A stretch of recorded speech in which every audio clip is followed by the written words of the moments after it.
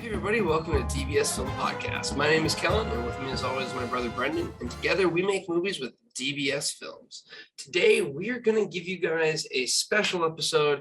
By the time you're hearing this, we're actually going to be about 6 days into our film shoot, so it is going to be something where this is before we even start that, but we are starting filming our 11th movie, and it is going to be something that we are very, very excited to bring you guys. Right now, the working title is The Shapeshifter, and basically, we're going to go out there and make our 11th movie. And we just wanted to make this basically podcast in a playlist where we basically go through what it was like before the pre-production. On set, we're going to give you guys daily updates for it. And then we're basically going to have kind of a recap of how everything went. Now that we have a podcast, now that we have a vlog, our super fans, the community that we've been building, we really want to give you guys a full look into the process. Because honestly, the best part of movie making is really this process and seeing it come to life. So in this episode, we're going to go ahead and give you kind of how we're feeling before pre-production. Again, when this is being recorded, it is one day before we start our video shoot, and it's going to be about 9 days. And it's going to be something where, it's always the most exciting part of the process, but it's always the hardest in the sense of you push your body to the limit. You kind of only have one shot. You make it work. It's a lot of work. So let's just hop into it. Brendan, how are you feeling? I'm feeling nervous. You think that, so this is my 11th movie. You think that it would get much easier or I'd be more confident. And it's actually the opposite. I feel more nervous for this shoot than I have for any of the other 10 shoots. And I'm not sure why. I think it's because I've been through this process so many times that I understand how fragile this whole thing is, that if your camera just doesn't turn on one day, you're completely screwed. If your lens gets damaged, you're completely screwed. If you have an actor have an issue and walk off set, you're completely screwed.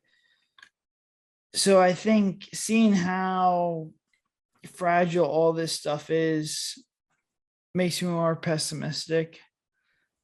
So yeah, going into the 11th shoot right now, I am extremely nervous, more nervous than I have been with the past 10. And I also think that's just the fact that Girl in Cabin 13 did so well. The Murder House, which is our latest feature, the feedback has been exceptional from both the super fans and distribution companies.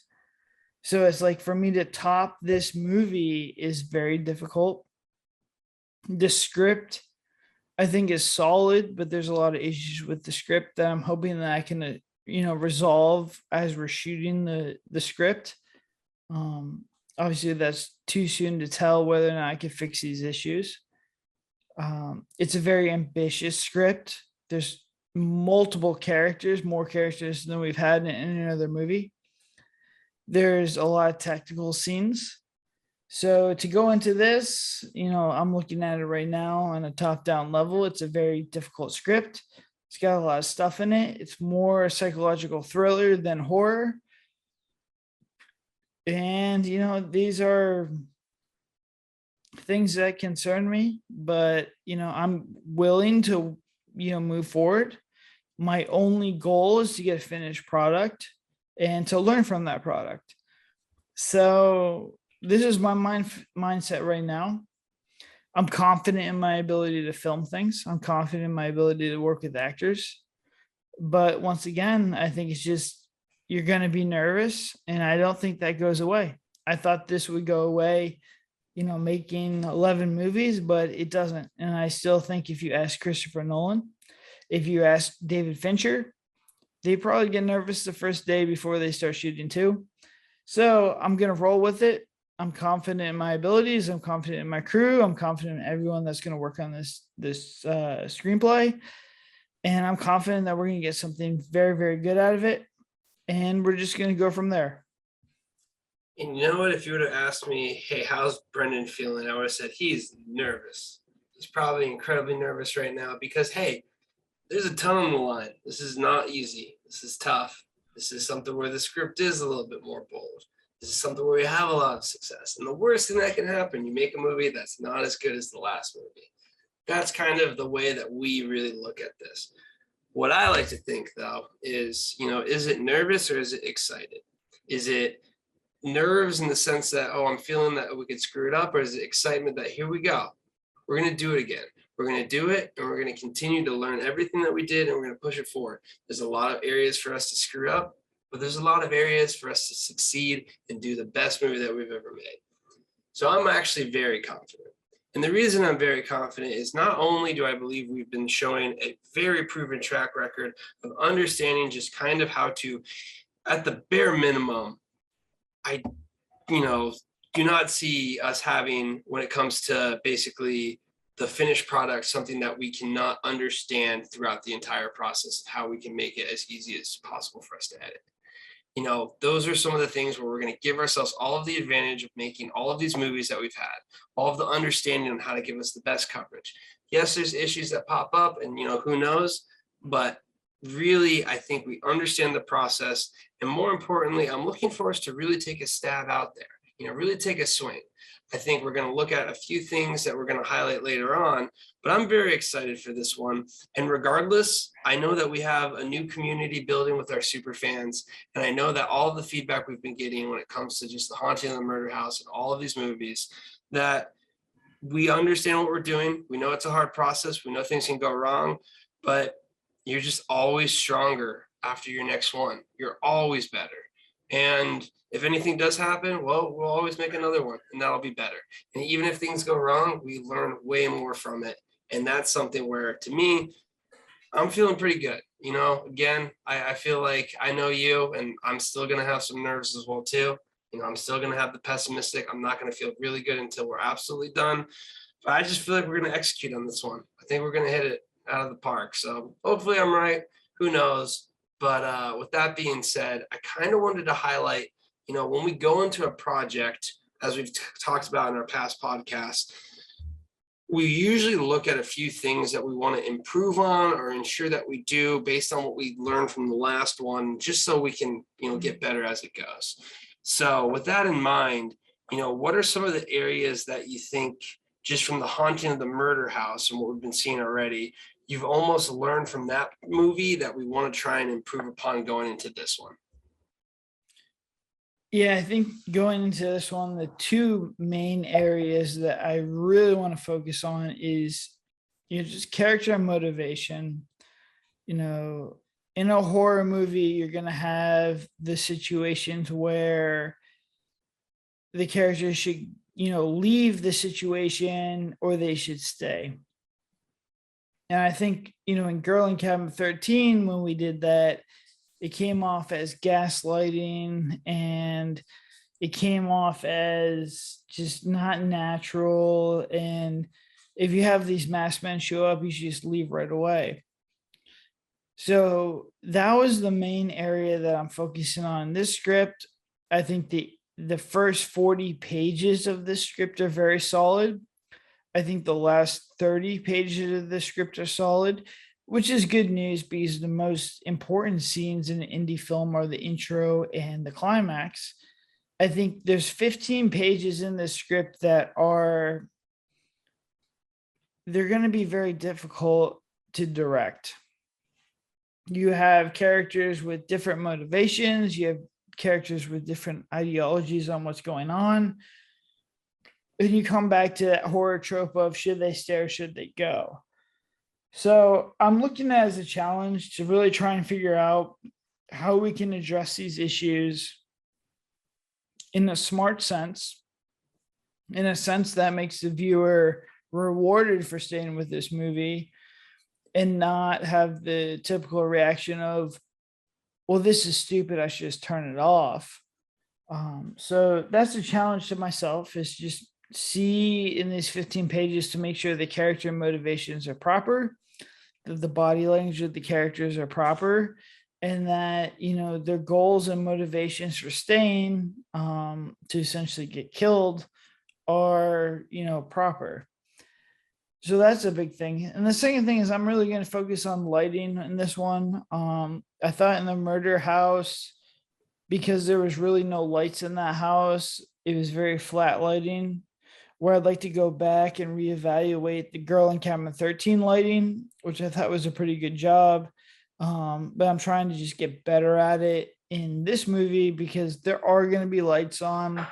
I have practical lights. I have the ability to light a scene the way I want it to, as opposed to like in the murder house, where it's like we didn't really know where the light sources were coming from. The whole place was boarded up. So I think I'm hoping to get a better lighted and more cinematic feel from this movie, just because the locations are going to be a little bit better and the lighting motivation and how the whole set's going to be lit is going to be just a little bit easier to work with because there's going to actually be lights in this movie as opposed to the murder house, which was just a closed off bordered, or a boarded up house where there was no lights.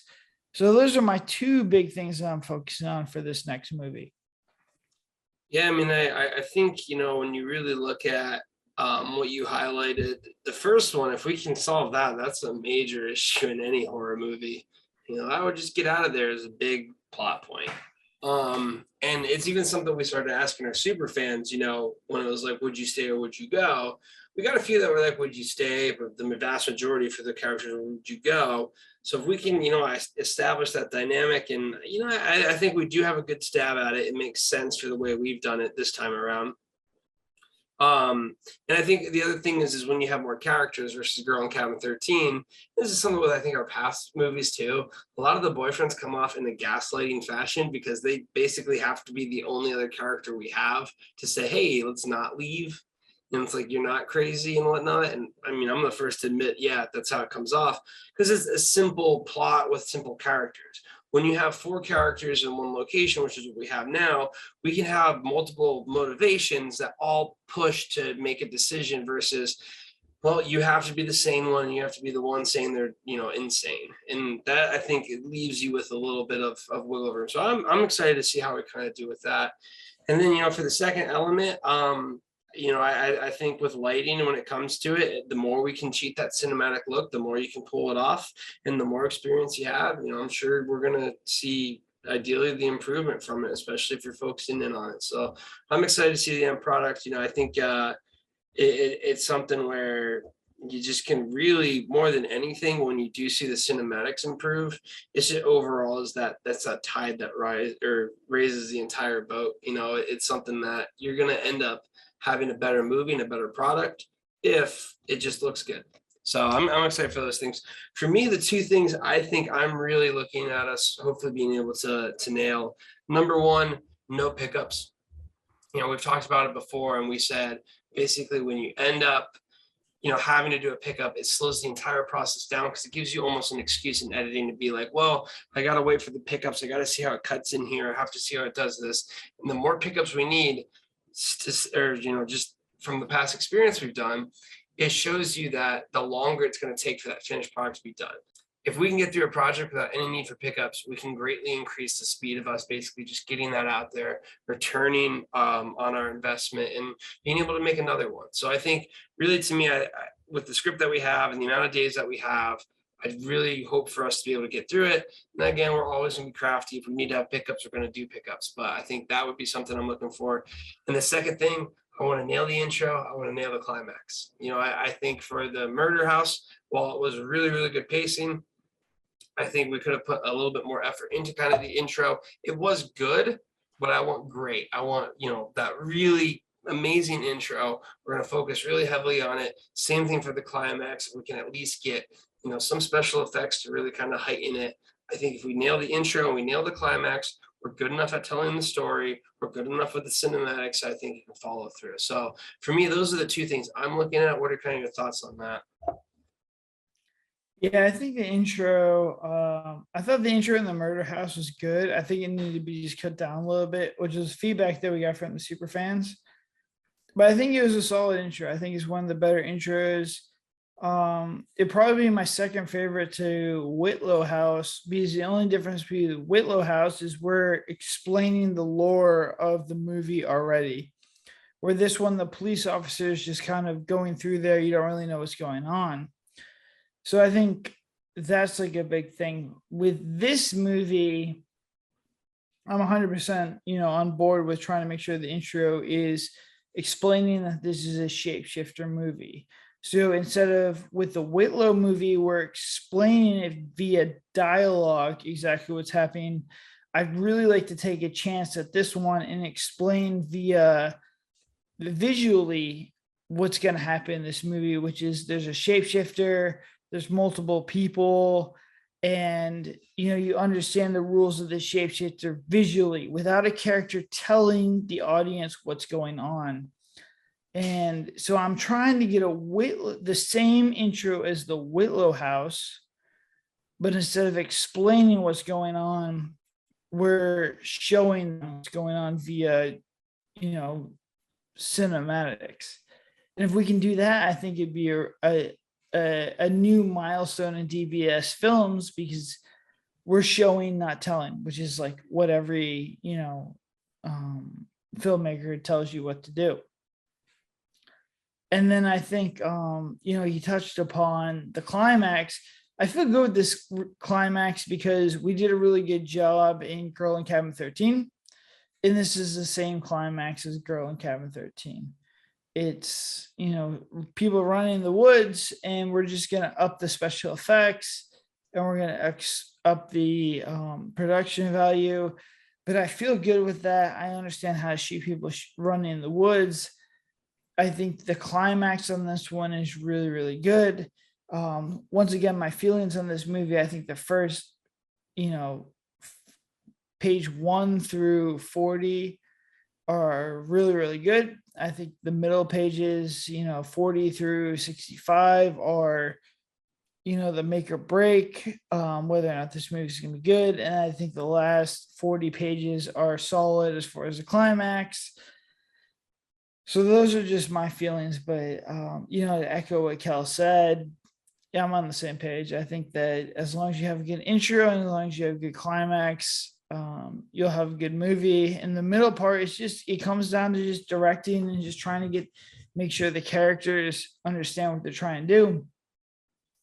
And I've made, like, one of the split tests that I'm trying with myself is I've been very clear with the actors throughout this entire process that I think this 15 pages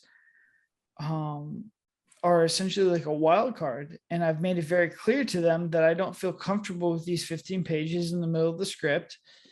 And I want to, highlight to make sure that they can, act with their body language, they can act with their dialogue, and they can act with use anything else that they can do to try and make this as convincing as possible. And I haven't been as candid as I have with this script. And I want to see how that works out. I'm basically saying, look, I don't feel comfortable with this stuff. What can we do as a team to make this the best, movie possible? How can we, improve these 15 pages, or at least highlight them to make sure when we're actually shooting them that we're getting the performance that we need. So it's going to be a good case study to see, are they picking up on my feedback? Do they understand what's going on? And can we actually make these 15 pages as good as possible to make sure that we can go from the intro to the character building to the first couple scares and the lore building all the way up into the climax.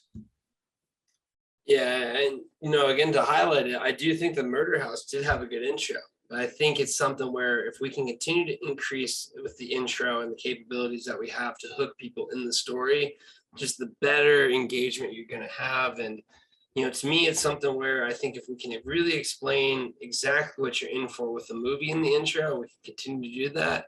And if we just get really good at the intros, that's only going to propel us more when it comes to just being able to have something that gets, completion when it comes to the watching and the views. And at the end of the day, it really is something you have to always understand about the marketing and everything. So before we kind of, hop off, let's talk about how we're feeling when it comes to just being able to distribute this movie, kind of push it. I would say, this is something where it's almost kind of like a pull from Into the Forest, a movie we've done before. We're already discussing now that we're going to look at doing another type of, found footage movie. So let's kind of touch at where we feel when it comes from what we're pulling from our past experience and, what we think is going to work marketing wise. Because I would say we're pretty confident when it comes to the idea of the shapeshifter, similar to like the Suicide House. But what's kind of your, mindset when it comes to being able to take this finished product and what we're going to do with it? Yeah, I mean, the script's gonna pull from a lot of stuff that we've done before. So obviously, like when you shoot something again, you're gonna feel more confident. And it's just very interesting with this script where I don't feel very confident with this script as far as like overall compared to the other scripts that I have. Um, that being said, I showed it to one of my most trusted writers yesterday, and she's like, "This is your best script." I have showed it to multiple distribution companies and producers, and they have said, "We will sign this, or we will be able to give you minimum guarantees on the script, as long as we get first look," which is the first time we've had any of this happen. And I've showed it to, multiple other people who have said, "This is your best script that you've done." So it just goes to show you, like, I am not my audience, and as sometimes I may be more pessimistic than others. So I'm excited to shoot this script. We have never had feedback on a script like this as positive as it has. It's hitting all the metrics that the distribution companies want, which is they wanted something that's similar to Girl in Cabin 13. They wanted me to fix up the intro, which is fair enough. And they wanted me to make it a creature feature, which is a shapeshifter. So we have a creature in there. And they just wanted me to fix up some, certain things and tighten up the plot line a little bit, but they did like the climax. They like the overall concept. So I'm not worried about distribution with this one. I think we have, with our connections now, after doing Cabin 13 and the Murder House, especially with the Cabin 13 being number one on Tubi for multiple weeks. I mean, I think we have like that leverage. Murder House, everyone I've showed to has been, super positive on the feedback, which is the first time we've really had a movie where everybody's been like, this has been, and this is by far the best movie you've ever made. So I think Murder House is going to just absolutely destroy it, festival wise, distribution wise. I think we're going to, make a next step that way. And then, the Shapeshifter, it's a more aggressive script. It's a more difficult script. But the fact that the conversation I'm having with everybody right now, just makes me think that as long as we can pull this off, oh man, I'm going to literally knock on wood right now, because to do this podcast right now is essentially jinxing me. If we can pull this off and we can nail this 15-minute or 15 pages in the middle, which are super sketchy, I think this will be a next step for DBS. I really do. I think it's going to be, because you're taking Girl in Cabin 13, which had a lack of plot. You're taking Murder House, which had a good amount of plot, and now we're really adding a lot of character. All the characters have depth. The story is kind of cool. I think if we can pull this off, the people who are like, well, your movies need to have a little more character depth. I want to know more about the characters. They're going to like this movie. And once again, pending we can pull it off, I think that the lore is super solid. The characters are super solid. The motivations are super solid. And the people who like Into the Forest are really going to like this movie. So I'm very glad you mentioned that for multiple reasons. One, I feel the exact same way. I really do think that this script reads good. I told you this last time we met to kind of go over everything. It reads paced very well, which if you can read a well-paced script, That is by far I've never experienced that in DBS history. This script understands how to move, and we hit the points that we need to hit. And in my opinion, like I said, reading through it, I was like, this thing moves. And to me, that's something where I think if you can understand that and if you can hit on that, it's good. And if you're already seeing it in the writing process, it's good. With that being said, there's me knocking on wood too. The hardest part is filming this. I even joked myself, hey, this is jinxing it. But at the end of the day, what I want to say with this is, it's the experience we've had. It's the skills we have now. It's understanding we can overcome challenges. It's being able to adapt. It's being able to do all of these things that really is the experience and the skill set that we have now. So I'm very confident in that sense where I think we can, if we pull it off, fingers crossed, this movie, we won't be happy until it's absolutely done. But I did want to record this again, just to basically have something where we can go into this and show you just the level of, prep, confidence, what you got to feel like, and always more importantly, you're going to have nerves. Like you said, anyone should have nerves of this, and is it nerves? Is it excited? And we just got to take it from there every single day.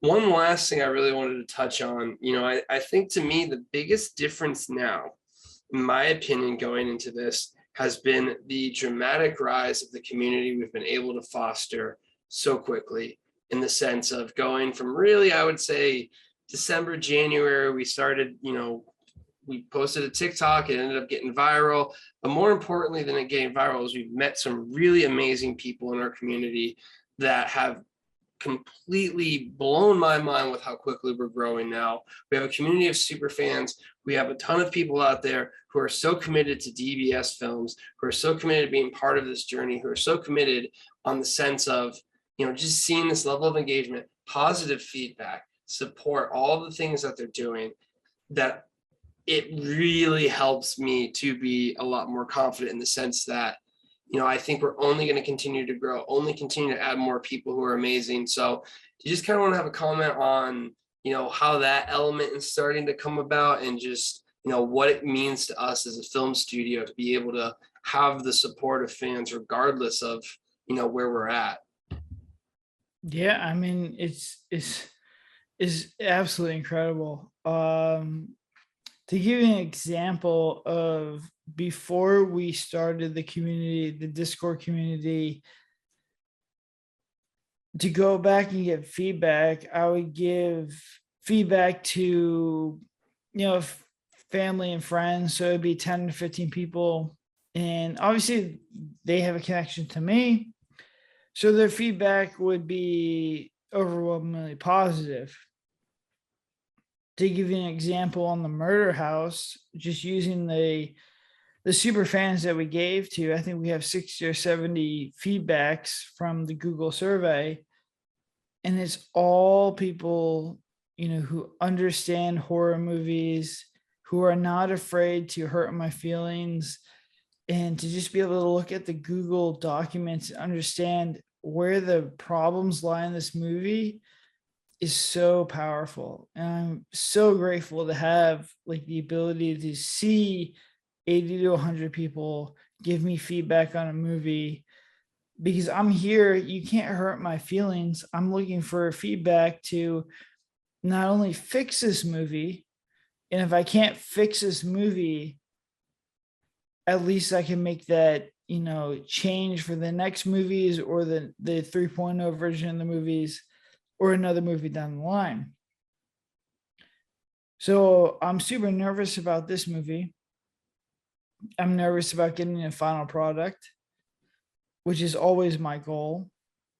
But even if I don't, I can still get the feedback from this group. And that's the most valuable thing in the world for me right now, is just to get feedback on whatever we do. Let me know what you think is good, or what you think is bad, or how we can improve, because my goal is always, is this better than the last movie that we made? The only goal I have is for feedback, for people to say, hey, this is better than the last movie you made. And that's the only feedback that I want, is to just get better every single movie. And if we ever get to the point where we take a step back or we're plateauing, that's the point where we start to raise the budget or try and add more resources. And I'd love to get to that point. So when we get to the point where we're like, or the feedback we're getting is like, I don't know, I think that movie is better than it wasn't as good as the last one. I don't think that movie is as good as the last one. That's a good problem to have, because then as long as there's no technical issues and there's no huge story issues, at that point, that's me saying to myself, hey, Brendan, let's raise the budget. We're at the point where I think people need a larger budget. And I think that's a big time step in the film, business that we're trying to run. Are we there yet? I don't think so. I think we're going to see exponential growth through the next 3 or 4 movies that we do. But if we happen to get to that level and the feedback is, you got to get better gore, you got to get better storytelling, I'm all for that feedback. And I know that the super fans and everyone that's watching our movie is going to give me that feedback. And once again, that is the most valuable feedback that I could get. Yeah, huge shout out to everyone there. I mean, we've just seen so much cool things, whether it's the official DBS theme song from Evan, DJ Neon, Aries being in there. Again, I'm naming some people. I'll always name Katie. I'll name Shalissa. I'm going to name Jill. I'm going to name a few more people. And basically, I can keep on going for like 70. It's so hard. Another one, Curtis, he's another Carl's Club member. We have this amazing community, guys. It's blowing my mind. We have trivia nights. We have movie Mondays. We have a Minecraft server. We just finished a Minecraft server build off. This is something where, to me, just showing this level of interest in us right now, when we're still doing this on basically the side compared to the other things that we do on a daily basis, to show your support right now, to give us this feedback and to really show us, that we're here for the long haul. The amount of people I've had come up to me in the Discord and basically like, what do you guys need? How can I help out? Just blows my mind. And, with us going into this next shoot, this is something we never had. And, with the Murder House, it's something I know when we launch the Murder House, we're going to have the most successful launch ever now, because we're going to have an army of DBS fans to immediately, go ahead and basically just show what their support is with buying and just supporting us as producers. And it's absolutely amazing. I can't thank you guys enough. And, one thing I wanted to touch on, Brandon, because it's important to me, and I know it's important to you as well, too, is this is when we need the support now. This is when it matters the most for us, because if you support us now as we continue to scale and continue to grow, it's moving quick. We're seeing that exponential growth. And realistically, now's the time that if you're supporting us, if you're being part of this community, it really means the world to us. And it's something we won't forget. I can't wait till we make a super fans movie, till we make spin-offs and things like that, because we're able to make features at these low budgets that if we do scale up to the visions that we have, I think it's something we can continue to reward our community. So just wanted to get your thoughts on, how much it means right now to get this support, but more importantly, how important is it for us that we continue to reward people who are showing this feedback and giving us this ability to learn and grow so much? Yeah, I mean, it's super important. I mean, I've built 5 companies now from 0 to, whatever revenue they're doing now. And I've learned very quickly that my ability and what I like to do is I like to grow companies from 0 to, till they get large enough to be self-sustaining. I like working with startups. I don't like managing companies. No offense to the companies that I manage now. It's just my mind is much better suited to start companies and build them. And I think that this is going to be my favorite company to build. I am super excited to already see the community engagement, which I've never really had in another company before. We've collected email addresses, we've built, Facebook pages, we've collected people who like, what we're trying to do, but this is the first time I have seen actual feedback and growth and just community interaction on such a large scale that is just it's actually feeding me to get better. And I talk about being nervous for the next shoot. Honestly, the nerves come from giving the super fans and the fans of our Discord and our TikTok and our Instagram like something to be proud of, a solid product that I'm proud of, that everyone's proud of. To be able to create that, that's where that pressure is coming from. I see, the 100,000 TikTok people, the 30,000 Instagram people. I'm like, man, I can't let these people down. So it's like, how do I do this? But that's good pressure. That's pressure that's making me better. The feedback is making me better.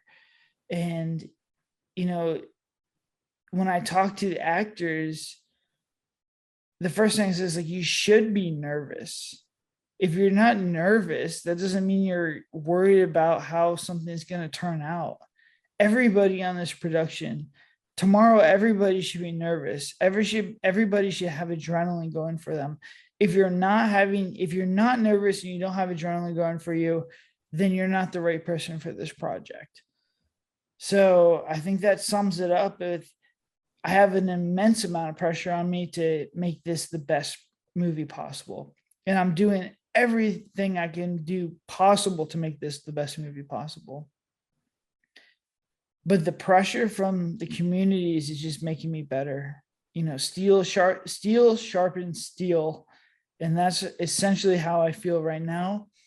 So I value all of that. It's super good feedback from the Murder House. And I love that the Murder House has been voted, much better than Girl in Cabin 13. And to get much better than the Murder House is going to be, exponential task for us. But I think everyone from my cast, from my crew to everyone that's going to work on this project, we are down for the challenge and we are ready to go. I cannot say that more, man. Honestly, the biggest feeling I get looking at this community and all the support we're getting from all of these super fans and on a daily basis, how they're supporting us now and what we really owe to them. I say, like, mark my words, like, we're going to make this work because you guys are already giving the support. You're already doing such an amazing job for us. And, we're not going to let you guys down. Again, we're not going to hopefully jinx this, but it's one of those things where we're going to continue to execute. We're going to continue to learn. We're going to get your feedback. And more importantly, we're going to grow together. And I just want to make it very clear that it's something that it means the world to us to see the support that we're getting already. And to be able to say, we now have a community that's going to be with us thick and thin.